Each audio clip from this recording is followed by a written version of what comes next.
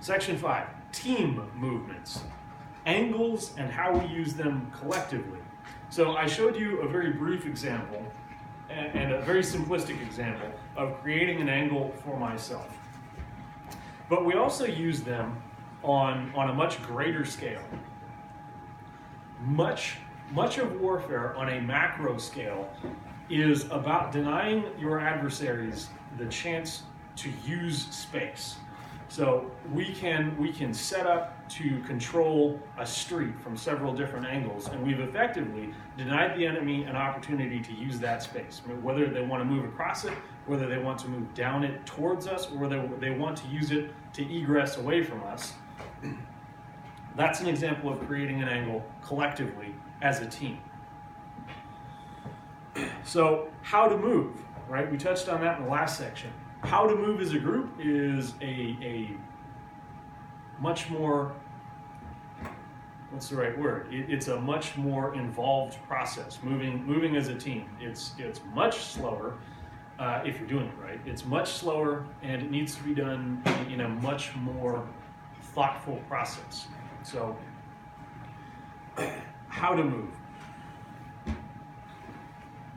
The most important facet of moving as a group is making sure that you can keep track of everyone that you need to. It's kind of eye-opening when, if you as a team have decided to continue to press the fight forward, you get to the end, there's nobody left to fight, and you turn around and realize one of your guys is missing.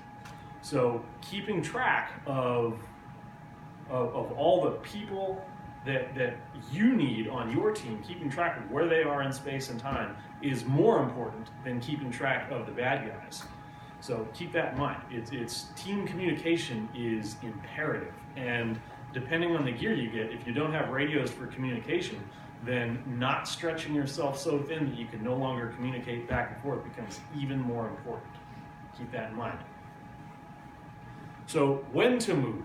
As a group, we would move to either create advantage for ourselves or to mitigate an advantage that an adversary has.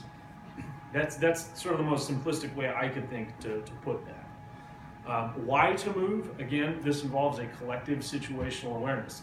As a group, that the squad leader or the platoon leader, or however they decide to call the formations they put us in, needs to be able to maintain a sense of situational awareness. And in the heat of the moment, it doesn't happen every time, but especially the more cohesive a unit becomes, the more cohesive a group of guys becomes, you can develop this. It's kind of surreal. It's a sort of collective situational awareness where you can kind of get a sense of what the guys on your left are going to do and when they're going to do it, and what the guys on your right are going to do and when they're going to do it. And you can sometimes even sort of parse out why.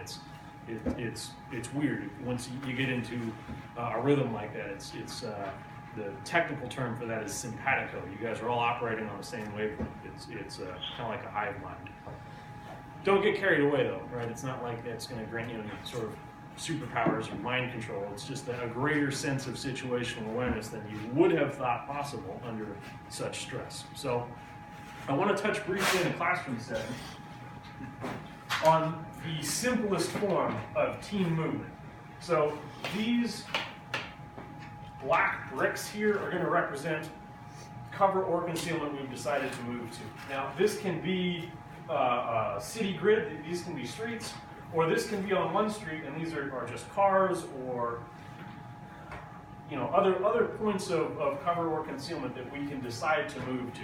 So this can happen at any distance. This distance can be anything within, for our purposes, anything within rifle range. So we can say that this distance is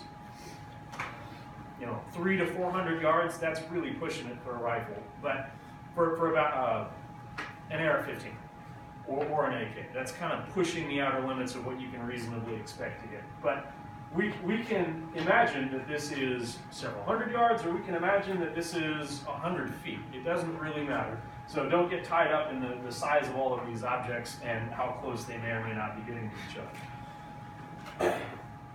Blue obviously represents the good guys. Red represents the bad guys who we, the good guys, are fighting.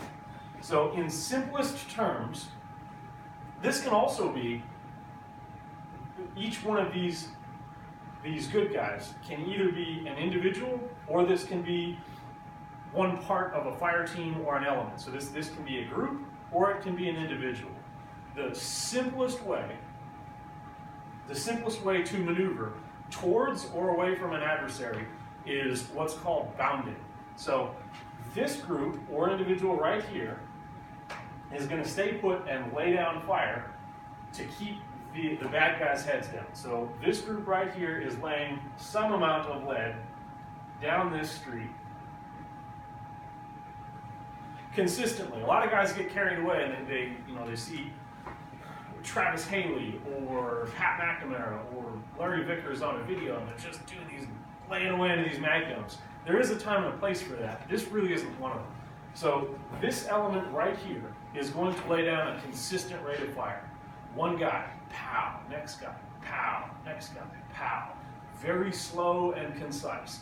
To the bad guys, it's going to seem like a constant wall of lead, but for the good guys, it means that no one person is going to run out of ammo faster or slower than anyone else. So it's a matter of pacing and using your resources correctly.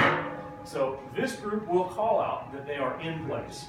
For our purposes right now, that command is going to be set. We can change that later. We can come up with other examples or other ideas, but for right now, the command is going to be set.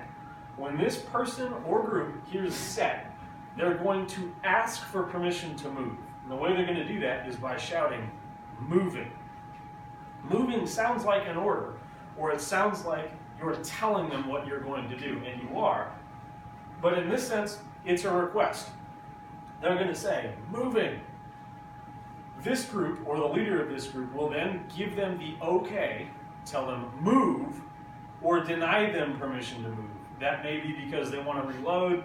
It may be because they see something that these guys can't, but for whatever reason, if this individual or group decides that they can't cover these guys, the command is hold. So this, for our purposes right now, we'll say that this group says move. Great. This group is going to move up to the next point of cover. Now, assuming that they're able to do this, the smart way to do that would be to go around this way so that they can end up right here. If that's not possible, then these guys need to be on top of their game and make sure that they're keeping these guys suppressed so that they can move up through this field of fire. Less than ideal, but sometimes that's just what you're left with. So again, if you can move and you can do so outside of the field of fire, that's great. Regardless, when these guys get here, they're going to call set. That's telling these guys that they're in position and they're ready to take over fire. So they're going to call set and then immediately start delivering fire up the street. And they're going to do it at the same pace unless something changes. So these guys are going to fire at the same cadence. Pow, pow, pow. Somewhere in there. It can be a little faster, a little slower, depending on the situations. Once these guys call set, this whole dynamic cycles again. They're going to call set. These guys are going to say moving. If these guys are prepared to cover, we'll give them the command to move, and they move up. They get here, they call set, start delivering fire. Once this group hears them call set, they can reload, they can regroup, they can take a real quick breather, and then they'll start again. They'll say moving. These guys, if they're able, they'll call move. They move up. Nobody ever accused me of being an artist. Then they'll call set, start delivering fire. You get the idea. That is the most basic form of movement as a group. Again, these can be two individuals, or these can be two separate groups, two different teams that are accomplishing the same objective. That's the simplest way to do that.